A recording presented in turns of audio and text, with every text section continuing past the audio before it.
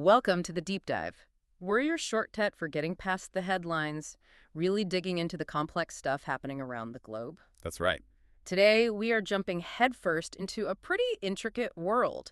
It's where global competition plays out, not necessarily on battlefields, but in this really subtle space, sort of between peace and, well, outright war. Yeah, it's fascinating. We're going to unpack China's strategy in what people call the gray zone, And look at its tech boom, which is just accelerating like crazy. and then connect all that back to, what it means for everyone else. Its influence is growing, and the effects are pretty far-reaching. So for this deep dive, we've gathered quite a stack of material. We have research reports from places like RAND, NUS Research, economic takes from Morgan Stanley. Plus news articles, analyses, even a YouTube discussion we found interesting. It gives a really rounded view. Exactly. And our goal, our mission, if you like, is to boil down the key ideas, look at what's really driving China's actions. And show you the actual impact these strategies have out there on the global stage. It's about giving you the understanding you need to be, well, properly informed on a really critical topic. Okay, let's get into this gray zone concept.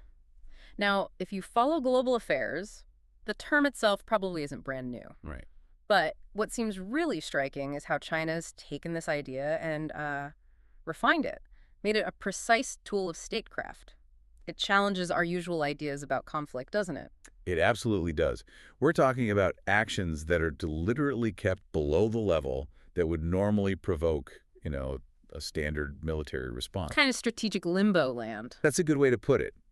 And what's really interesting is, while we might use the term gray zone, Chinese analysts have their own framework. Oh, yeah. They talk about non-war military activities, or NWMA, and they see these activities as just a natural part of how powerful states exert influence. So not necessarily aggressive, just power politics. In their view, yes. Yeah. And interestingly, this NWMA concept actually grew out of studying the U.S. concept of military operations other than war, MOATW. No. But the Chinese version includes elements aimed specifically at gaining a competitive edge, maybe going a bit beyond that original U.S. model. So how does this NWMA, this concept, actually translate into, real pressure on other countries? Well, the goal for Beijing seems pretty clear. It's about subtly deterring rivals, maybe dissuading them, trying to chip away at their competitive advantages. And pushing countries to act in ways that align with China's interests. Exactly. It's not about seeking a direct fight. It's more about advancing their own goals: domestic, economic, foreign policy, security, especially in the Indo-Pacific. All while trying to shift the regional balance in their favor, but carefully, avoiding a big military blowback. Precisely. It's like a high-stakes chess game, played just out of direct sight. Okay, so that's the strategic layer. Now let's talk about the power driving this. The tech revolution in China. It's huge. It really is. I Yeah. mean, if you've been to cities like Shenzhen lately, the change is almost jarring. Well, it's largely cashless now. EVs, electric vehicles are everywhere. You'll even see, 80-year-olds tapping their phones to pay for things effortlessly. Wow. That's quite a contrast to, say, parts of Europe or the U.S. still heavily reliant on cash or cards. Definitely. It's not just moving fast. The whole system seems transformed. It is astonishing. So what are the core ingredients? What allowed China to pull off this kind of innovation explosion? Is there something unique there? Well, a huge factor is just massive government investment. And it's not just throwing money around. It seems very strategically directed. Coherent, you mean? Yeah, coherent. While, Western democracies often work on shorter election cycles, China can plan and commit for decades. This lets them really go after emerging sectors. Like renewables. Exactly. They pour money into R&D, they subsidize tech firms, they help startups with tax breaks, build the infrastructure. They're actively cultivating these technologies from the ground up, with real long-term vision. That long-term view does seem like a massive advantage. You mentioned renewables. Look at solar and wind power. Right. Their capacity additions in, say, 2024 just dwarfed other major economies. It shows how that long view can reshape entire global industries before others really catch on. And supporting all this is their education system, particularly in STEM science, tech, engineering, math. Ah, the talent pipeline. Exactly. It produces this enormous continuous stream of skilled engineers, scientists, programmers. You absolutely need that steady supply of talent for this kind of sustained advancement. And speaking of scale, e-commerce. You can't talk China tech without mentioning the Oh, giants. absolutely. Alibaba, JD.com, they're not just big, they're immense. In terms of sheer shopper volume, they often dwarf their Western equivalents. It's a different scale altogether. And what's really key about that e-commerce dominance, beyond just sales, is the data, the sheer volume of data generated. Right, that feeds into AI development. Precisely. It gives Chinese tech companies this incredible real-time feedback loop for developing AI, understanding consumer behavior. It's a data advantage that's, frankly, very hard for Western firms to match in their more fragmented markets. And it's this whole ecosystem, the investment, the talent, the scale, the data, that produces companies like Huawei. Yeah, Huawei's journey is a great case study. It really illustrates the speed and the strategic depth. They went from being a major supplier of telecom gear, the 3G, 5G infrastructure routers, The backbone stuff. right, the essential backbone, to becoming a really successful mobile phone maker. And the clever part was developing their own chips, wasn't it? That was key. Designing their own chipsets in-house gave them a degree of independence, of control, that most tech companies just don't have. Even despite U.S. restrictions, they've managed to stay a major global player. It brings up that common consumer dilemma, doesn't it? Quality versus origin. Like, people worry about Huawei, but then you ask, well, where's your iPhone made? Exactly. It's complicated. Right. And that dilemma isn't just about Huawei. China's whole innovation system is churning out these new global tech players. Like, who else? Well, think about DJI in the drone market. They practically own it, right? Their designs are known for being super user-friendly. Yeah, they're everywhere. Then you've got Tencent, massive in gaming and social media. And Baidu, which is basically China's Google. It just shows the breadth of their tech reach now. Okay, Yeah. let's touch on the data question, because it always comes up. There are definitely concerns, valid ones, about the scale of data harvesting in China, the privacy aspect. For sure. But then you have to step back and think, how much data is being collected everywhere else? That's the thing. It prompts a wider reflection. You mentioned needing garden chairs in your kitchen, just talking about it. And suddenly ads pop up on your phone. Exactly, minutes later. So this kind of large-scale data collection, it's happening globally, not just in China. The rules and transparency might differ, but the practice is widespread. Right. So this tech power is deeply linked to China's economic ambitions globally.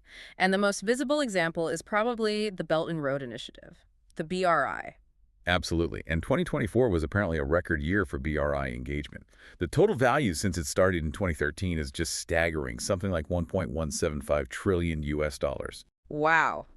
That's a trillion with a T, colossal. And we're seeing shifts in where that money is going within the BRI. Yeah, there's been a noticeable pivot. Energy is now the biggest sector, about a third of the total engagement. Is that mostly fossil fuels? There's still plenty of that, yes, but also significant growth in green energy, solar, wind projects, even waste-to-energy plants.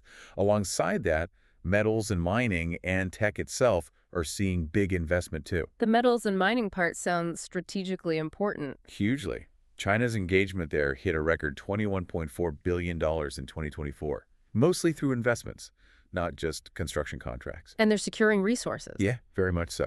Yeah. Consider graphite essential for batteries. China already controls something like over 80% of the global resources.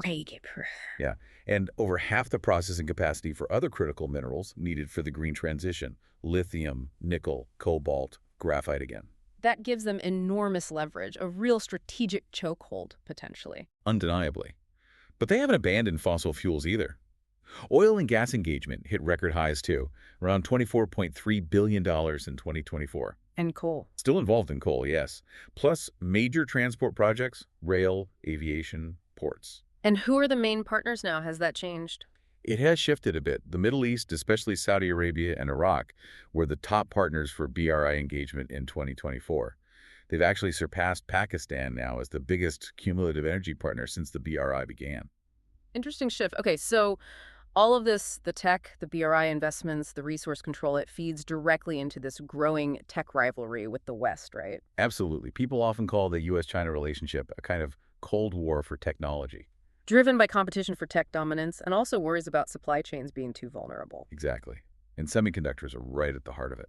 Taiwan's role there is huge, obviously. But China's catching up fast in chip tech itself, aren't they? They are making rapid advances. There was news recently about a new type of chip they developed, an analog photoelectric chip. Photoelectric. So it uses light. What's the big deal there? Why should competitors be concerned? Well, imagine replacing the electrical signals, carrying data inside your computer with light. Faster. Potentially much faster, yeah, Oof. especially for processing huge amounts of data, like for AI or complex simulations. But also, crucially, it could use vastly less energy. Ah, so speed and efficiency. Exactly. Yeah. That could fundamentally change the game for high-performance computing. So yes, it's definitely a development that makes competitors sit up and take notice. It's a daunting prospect. And this push for technological self-reliance, combined with their control over critical minerals like lithium, it raises that really uncomfortable question, doesn't it? The throttling question. Yeah. The potential to restrict access to vital technologies or resources. It highlights these big debates about data privacy, sure, but also about supply chain security, national security. It really does. Okay, so we've sketched out the sheer power China has built up, technologically, economically. How does this power actually get used on the world stage? That brings us back to the gray zone tactics. Exactly. This is where their mastery of these techniques really shines. It's incredibly sophisticated. They apparently have something like 80 different tactics they can mix and match. 80. Wow. Yeah, across different domains, geopolitical, economic, military, cyber, information. And they tailor them, layer them. It sounds less like a blunt instrument and more like intricate diplomacy by other means. Kind of. But how does it actually feel for the countries on the receiving end? Good question. Does China use the same playbook everywhere? Not quite. The research suggests they show different levels of caution. They seem to deploy a wider range of these tactics against places like Taiwan, Vietnam, the Philippines. Closer neighbors, maybe less powerful militarily? Potentially. Whereas with countries like Japan or India, which have more capability to push back, they seem to be a bit more selective, maybe more cautious in their approach. Okay, let's take Taiwan as a prime example. China clearly uses these tactics there. What does that look like? Well, geopolitically, there's a constant effort to isolate Taiwan. Squeezing its international space.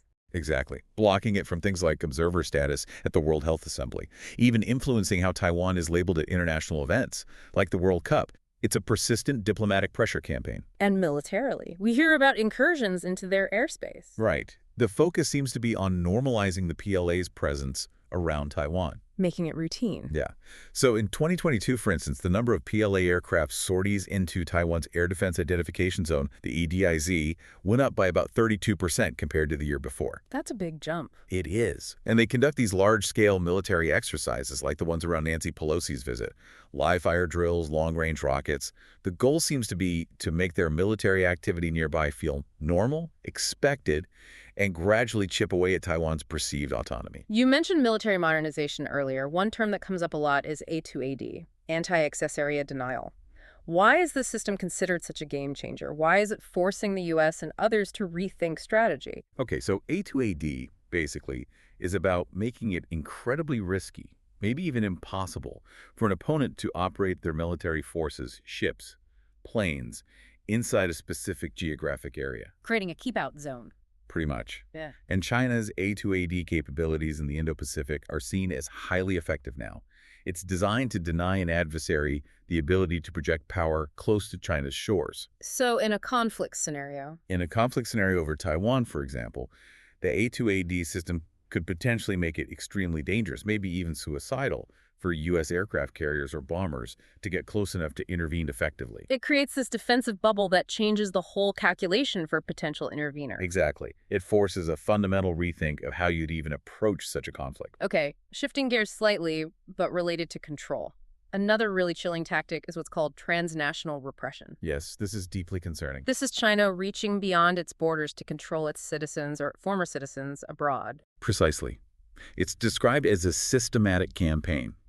Intelligence gathering, persuasion, influence, even outright manipulation targeted at Chinese communities overseas. All aimed at silencing dissent. Primarily, yes. Suppressing criticism of the CCP. And the scale is alarming. Freedom House data points to China as the most extensive user of these tactics globally. How extensive? They documented 253 physical incidents linked to China between 2014 and 2022. And reports suggest these efforts have really ramped up under Xi Jinping. What kind of methods are we talking about? It sounds sinister. It's a wide range. Sophisticated surveillance, using spyware, hacking into telecom networks, direct intimidation threats against family members still in China is a common one. Horrible leverage. Terrible, but also physical threats, even death threats against dissidents living abroad. Yeah. Then there's lawfare. Lawfare, using legal systems as a weapon. Exactly. Things like misusing Interpol red notices, getting someone listed as a wanted criminal internationally when really it's politically motivated, or filing SLAPP lawsuits, strategic lawsuits against public participation. Basically, burying critics in expensive, time-consuming legal battles to silence them. Wow. What else? Diplomatic pressure on host countries, digital harassment online, controlling people's ability to travel by confiscating passports, Yeah. even, in some cases, forced disappearances and targeted disinformation campaigns. Who are the main targets of this? It's quite broad. Uyghurs are a major target. One study documented over 7,000 cases affecting Uyghurs in 44 countries between 1997 and 2021, with most happening since 2014. A huge number. Also, Tibetans, Falun Gong practitioners, former Chinese officials who've fallen out of favor targeted under something called Operation Fox Hunt. Right. Ostensibly an anti-corruption campaign. That's the official line, yes. But critics say it's also used against political opponents and pro-democracy groups, students, anyone seen as a threat to party control. Are there specific examples? Sometimes the abstract numbers don't hit home. There are harrowing personal stories. Take Wang Jinyu, a student. Just for making anti-government comments online, he faced detention in Dubai, had his passport stolen in Istanbul, received death threats while in the Netherlands. All orchestrated from afar. And he reported being harassed by people connected to these so-called overseas police stations. Ah, yes, I've read about those. China says they just help nationals abroad with paperwork. That's the claim. But reports suggest they're also involved in persuading, sometimes coercing, individuals wanted by Beijing to return to China, blurring legal and jurisdictional lines significantly. And wasn't there a Canadian government report on this too? Yes, a recent report accused Beijing of running a widespread campaign of espionage and manipulation inside Canada, spying on pro-democracy groups, specifically targeting the Uyghur diaspora there. It suggests a coordinated state-level effort. Okay, let's move to the maritime domain. Another gray zone area, asserting control at sea. Right. And here China uses what's sometimes called its Third Sea Force. Not the Navy or the Coast Guard. No, the maritime militia. These are basically civilian vessels, mostly fishing boats. Fishing boats, how are they a force? Because they deliberately blur the lines. They operate without gun smoke, as the saying goes, to assert China's sovereignty claims in disputed waters, like the South China Sea. How does that work in practice? One key tactic is the cabbage strategy. Cabbage strategy. Oh. Sounds unusual. Think of a cabbage head layers upon layers. They deploy concentric rings of vessels, fishing boats maybe on the outer layer, then Coast Guard ships, sometimes Navy, further back to surround a disputed island, reef, or even another country's ship. So they just crowd them out. Essentially, yes. It creates this overwhelming presence, asserts control, but because the front line is often nominally civilian fishing boats, it puts the other side in a bind. Do you respond militarily against fishing boats and risk escalating, looking like the aggressor? Exactly. Or do you back down and effectively concede the territory or the point without a shot being fired? It's a clever, coercive tactic. Have we seen clear examples of this? Oh, yes. The 2021 Whidson Reef incident was a big one. Around 220 Chinese fishing vessels just moored there for weeks inside the Philippines' exclusive economic zone. 220, that's not just a few boats getting lost. Not at all. And going back further, the blockade of the BRP Sierra Madre in 2013, that old Philippine ship grounded on Second Thomas Shoal. China uses its vessels to block resupply missions. It's a long game. And this isn't just the South China Sea. No, they've also really intensified patrols and similar gray zone activities in the East China Sea around the Senkaku-Diaoyu Islands disputed with Japan. It constantly challenges international norms and puts huge strain on regional security cooperation. Okay, so China uses these tactics unilaterally, but sometimes they work with others. Yes, there's analysis pointing to what's called collusive gray zone warfare, specifically between China and Pakistan, aimed at India. Collusive gray zone, working together below the conflict threshold. Exactly. Interestingly, the concept draws parallels with ancient Indian statecraft, something called Tushnam Yuddha, or silent war. Silent war. Yeah, the idea of using subtle, indirect methods to weaken an enemy without open battle. Some analysis suggests modern states can exploit the legal and moral frameworks of democracies, using their openness against them in this kind of silent competition. So how does this China-Pakistan collusion work against India, according to these sources? It's described as a full-spectrum threat, operating across multiple domains, always staying below the level of overt warfare, but aiming for strategic disruption. What domains are we talking about? Intelligence sharing is reportedly extensive. joint cyber warfare operations, coordinated disinformation campaigns using things like AI-powered deepfakes, manipulating social media, Weaponizing information. definitely, and leveraging dual-use technologies, space assets, surveillance systems that have both civilian and military applications. It's presented as a really integrated, multi-pronged effort. Are there concrete examples of this alleged cooperation? Reports mention things like cyber breaches targeting India's power grids and banking networks in 2024, potentially linked back. China providing Pakistan with access to its Beidou satellite navigation system. Which has military applications, Yeah. obviously. Yes, potentially improving missile accuracy, for example. And even reports of China training Pakistani hackers specifically to target Indian systems. It paints a picture of very close, coordinated gray zone activity aimed at undermining India's capabilities and stability. Okay, so we've covered the tactics. Let's zoom out to the bigger picture. What are the broader implications? How is China itself viewing its security situation? Well, it's interesting. China's 2025 National Security White Paper, while it projects strength on the surface, actually seems to betray a sense of growing insecurity internally. Really, despite all the power we've discussed. Yes, it apparently talks about a complex internal situation, points to economic pressures, things like rising youth unemployment, which is a big worry, the strains of rapid societal change. So the party is concerned about stability. That seems to be the core concern, yes. Stability above all. And technological self-reliance is pushed as absolutely essential for national security. But interestingly, the same document apparently acknowledges tech as a double-edged sword, How so? perhaps recognizing that technology empowers the state, but it can also empower citizens, facilitate dissent, create new vulnerabilities. It brings new risks along with the benefits. That highlights the challenge for democratic countries trying to respond to all this, doesn't it? Immensely. Our legal systems, our military structures, Yeah. they're mostly set up for clear-cut peace or declared war. Not this ambiguous space in between. Exactly. China seems to be playing a game that doesn't fit neatly into those traditional boxes, like, as you said earlier, a multidimensional game, when others are still focused on a 2D board. So how do democracies even begin to prioritize a response, given the sheer range of tactics? Well, policymakers apparently look at a few criteria. How much does a specific tactic undermine key U.S. or allied objectives? How hard is it for the targeted ally or partner to counter it on their own? So focusing where the impact is greatest and the need for support is highest. And also, how widespread is the tactic? Is China using it just in one place or across multiple regions and domains? That helps gauge its strategic importance to Beijing. And what are we seeing in terms of actual responses, strategic shifts? We're definitely seeing efforts towards closer cooperation among allies and partners, sharing information, coordinating responses. There's also a big push for building resilience economically, technologically. Like bringing manufacturing back home, reducing dependency. Exactly. The push for domestic semiconductor production in the U.S. and Europe is a clear example, trying to reduce reliance on potentially vulnerable foreign supply chains, especially for critical technologies. It's a huge ongoing adaptation process, a really complex balancing act. So wrapping this up, we've covered a vast landscape today. China's growing global influence, clearly powered by these deep investments in tech, strategic economic plays like the BRI. And acted through these really sophisticated, often subtle gray zone tactics, alongside quite pervasive transnational repression.